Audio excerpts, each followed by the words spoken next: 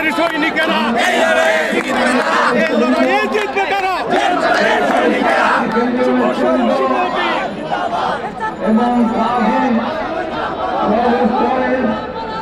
সর্বস্তরের নেতৃবৃন্দ, মহিলা পার্টি, সাংস্কৃতিক পার্টি সহ সকল নেতৃবৃন্দ, সমবেত ভাই বোনেরা, সাংবাদিক বন্ধুরা, আসসালামু আলাইকুম।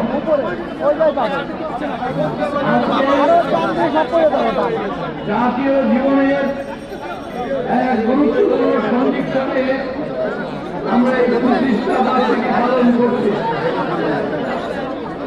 আমি বক্তব্য দীর্ঘায়ু করব না, শুধু এই কথা বলতে আসছি যে বাংলাদেশ স্বাধীন না হলে এই স্বাধীন পতাকা পৃথিবীর কোন মানচিত্রে থাকতো না। আমরা মুক্তিযোদ্ধারা এই দেশ স্বাধীন করেছে এবং আমাদের মা বোনেরা একজন দিয়েছে। আমরা একটি জাতীয় ঐক্য করেছিলাম এবং সেই ঐক্যবদ্ধ ভাবে হানাদার বাহিনীকে আমরা বিতাড়িত করেছিলাম। কিছু লোক সরকারের পক্ষে সবসময় থাকে, এটা তাদের দৃষ্টিভঙ্গিতে থাকে, তোমার ব্যবধানে তারাও একত্রিত হয়। এটাই আমরা দেখে আসছি, এটাই স্বাভাবিক। কোন দলই চিরদিন ক্ষমতায় থাকে না। আমাদের শাসন ছিল, আমাদের শাসন করেছে, মানুষের সেবা করেছে, উন্নয়ন করেছে, কল্যাণ করেছে, আইনের শাসন কায়েম করেছে। দেশের দুর্ভিক্ষ ছিল না, যোগাযোগ ব্যবস্থা এবং উপজেলা সহ বিদ্যুতায়ন উল্লেখযোগ্য বহু কাজ করেছে। যারা লিখবে তারা বর্ণনা করবে, ধারাবাহিকভাবে সরকার আসে এবং যার যে অবদান সেটাকে ছোট করে দেখার কোনো অবকাশ নেই। আমরা যদি কেউ মনে করি বা কোনো দল বা কোনো গোষ্ঠী যদি মনে করেন যে আপনারা ক্ষমতায় এসে গেছেন, ক্ষমতা আসলে তো সেবা করবেন, ক্ষমতা আসাই তো স্বাভাবিক, কিন্তু আসার আগে নিজেদেরকে নিয়ন্ত্রণ করে আমাদের বাড়িঘর যদি লুট হয়, আমাদের জায়গা জমিন দখল হয়, এটা চিহ্ন থাকবে এবং এইগুলা হৃদয় গঠিত থাকবে। আমরা প্রতিশোধের রাজনীতি করি না। আমাদের নেতা হোসেন মোহাম্মদ এরশাদ শান্তিপূর্ণ সহাবস্থানে বিশ্বাস করেছে। আমরা মনে করি এই দেশ আমাদের সকলে এবং ভবিষ্যৎ প্রজন্ম তারা আনবে, তারা দায়িত্ব নেবে, তারা দেশ শাসন করবে। অতীত থেকে তাদেরকে বলব শিক্ষা নেওয়ার জন্য যে ভুল অতীতের সরকার, অতীতের নেতৃবৃন্দ বা আমরা করেছি, তার থেকে নির্ভুলভাবে আমরা চলব। এইটাই হোক এই প্রতিষ্ঠা বার্ষিকীতে আমাদের সকলের অঙ্গীকার।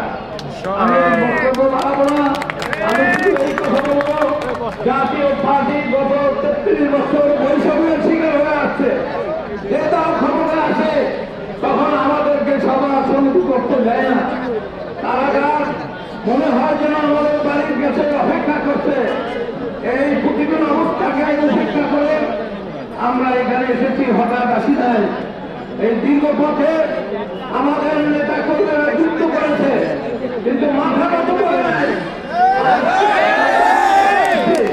জাতীয় পার্টি আছে, ইনশাআল্লাহ জাতীয় পার্টি এই পতাকা নিয়ে সামনে যাবে এবং আগামী নির্বাচনে যে ধরনের পরিস্থিতি হোক আমরা নির্বাচনে বিশ্বাস করি। সুস্থ নিরপেক্ষ একটি নির্বাচন হবে, এইটা নিয়ে আমরা সংগ্রাম করে আসছি, ভবিষ্যতের সংগ্রাম করে যাব এবং এই নির্বাচন ব্যাপার পার্টির পরিকল্পনা কর্মসূচিতে করে মাননীয় চেয়ারম্যান বলবেন। আমি শুধু এই কথা বলতে আছি, আমরা এই দলের জন্য জেল কেটেছি, জুলুম সহ্য করেছি, এখনো মামলা আছে। আওয়ামী লীগের মামলা উঠে যায়, বিএনপির মামলা উঠে যায়, জাতীয় পার্টির মামলা কিন্তু এখনো অনেক আছে। আমরা নিরাপত্তা পাই নাই, আমরা সবসময় বৈষম্যের শিকার হয়েছি।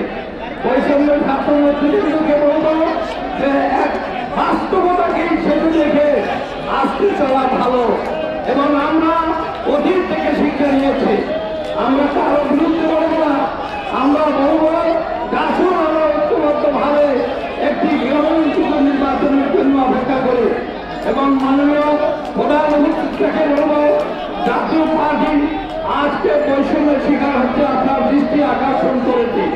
ব্যক্তিগত জীবনে আপনার সাথে একাধিকবার দেখা হয়েছে, কিন্তু আপনি প্রভাবিত হবেন না, দেশের মানুষ আপনাকে ভালোবাসে।